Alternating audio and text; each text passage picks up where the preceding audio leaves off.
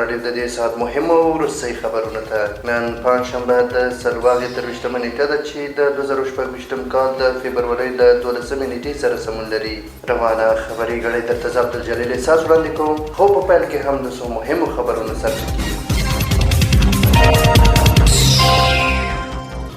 د کوکچې کانال پروژې د همغږۍ لپاره د کندز او تخار والیانو لیدنه وکړه. د بدخشان په مرکز فیض آباد ښار کې د 10 میلیونه افغانیو په لګښت د 5 پروژې چارې پیل شوي دي.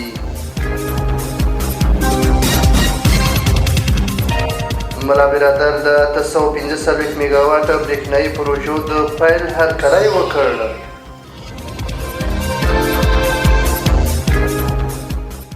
او ټرمپ ایران د اټومي او توغندیز پروګرام په اړه له امریکا سره وکړې ته لیواله دی. اوس هم بشپړ خبرونه. د کوکچې کانال پروژې د همغږۍ لپاره د کندز او تخار والیانو لیدنه وکړه. د کندز والي په داسې حال کې چې د تخار والي او د سپین زر امارتي شرکت عمومي رئیس ملتیا کوله د کوکچې کانال له پروژې څخه لیدنه وکړه. د کوکچې کانال چې په 2 پړاوونو کې طرح شوی ټول 242 کیلومتره اوږدوالی لري او د بشپړېدو په صورت کې به د تخار، کندز او سماګان شاوخوا 3000 هکتاره ځمکه خړوبه کړي. هغه سفر چې د همغږۍ په موخه ترسره شوی و دواړو والیانو د پروژې پر ملاتړ او د عملي کېدو په برخه کې د همکارۍ ژمنه کړې ده.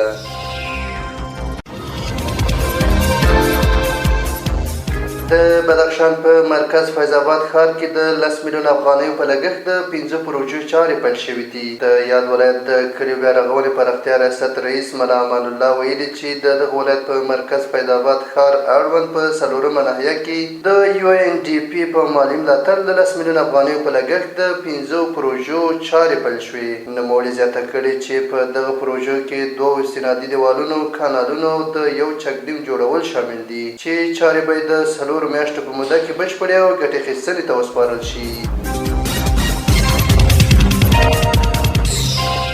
ملا برادر د 845 میګاواټه برېښنایي پروژو د پیل هرکلی وکړ.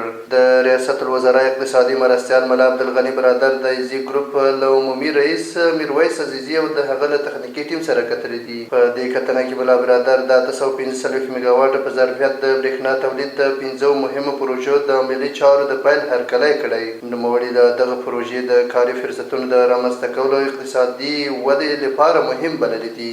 میرویس عزیزي ویلي د روان کال تر پایه به د برېښنا تولید نورې پروژې هم پیل چې ټولي ظرفیت به زرګونه میګاواټو ته ورسیږي. عزیزي همداراز د ټاپي پروژې د کارونو پر ښه بهیر ټینګار کړی او ویلي دي چې د ګاز په رارسېدو سره به د برېښنا د یوې سترې فابریکې د جوړولو چارې هم پیل کړي.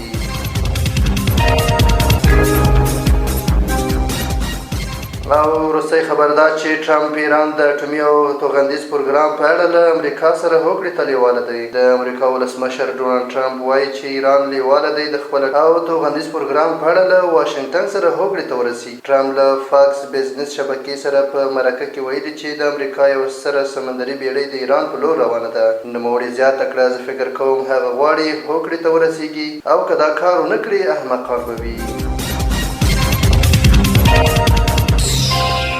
دا د دې مهال مهم او وروستي خبرونه. تر بیا ښه وختونه لویه لا امت شه.